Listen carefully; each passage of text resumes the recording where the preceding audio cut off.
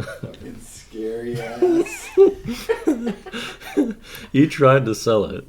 God. Oh, that's a good video. Oh, yeah. Just like this one I'm about to make, Timberwolves get the 7-point win at home against the Los Angeles Lakers with no LeBron James.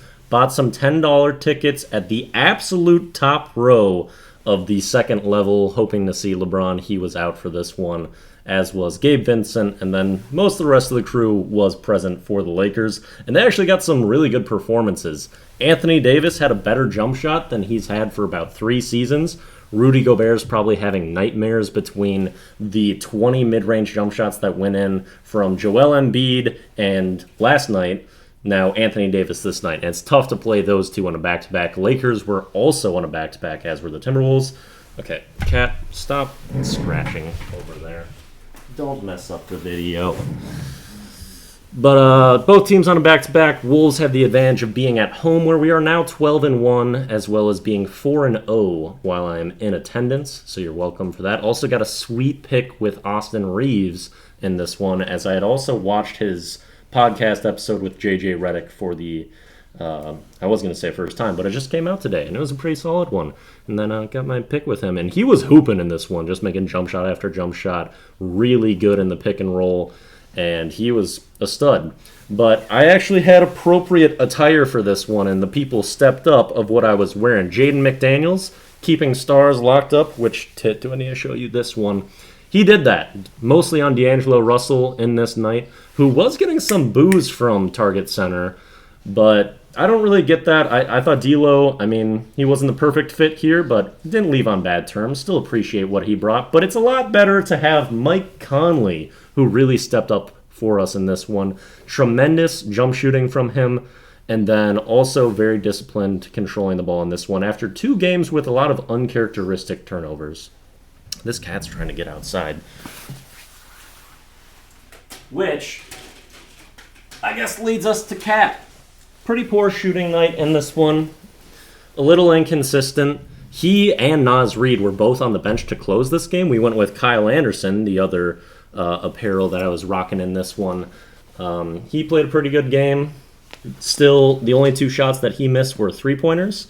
Otherwise, he was driving the ball well, had some good assists, good decision-making, and a better matchup defensively for what the Lakers were putting out there. Naz Reid actually didn't finish that game because he would foul out in this one, went 3 of 9 for the game, but all of the shots that he hit were from 3, and there were some pretty big ones that the arena was hyped up about for sure. He has the most affection from anyone in the building, anyone on the team, for sure. The crowd goes nuts for some Naz Reid, and I don't blame them.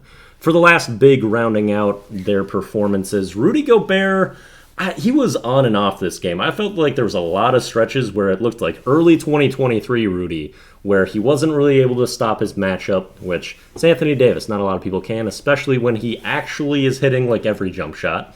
And then he was pretty loose with the ball.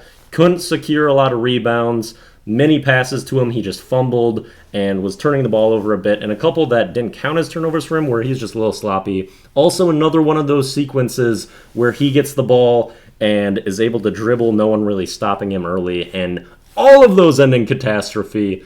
I don't really enjoy when he tries those just about ever. However, it's usually when he gets a steal or makes a positive defensive play and he feels like he can take some liberties and try to do something fancy.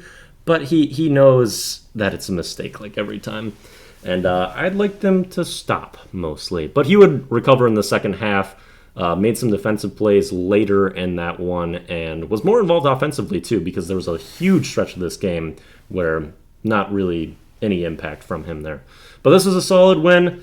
Wish I could have seen Braun. I still haven't seen him live in person, but couldn't really pull away most of the game. Executed late game, and Lakers played well underhanded, but we were just pretty solid most of the way through. Really flat start, recovered. That's a neat one. Tied for the best record in the NBA yet again. Let's keep cooking.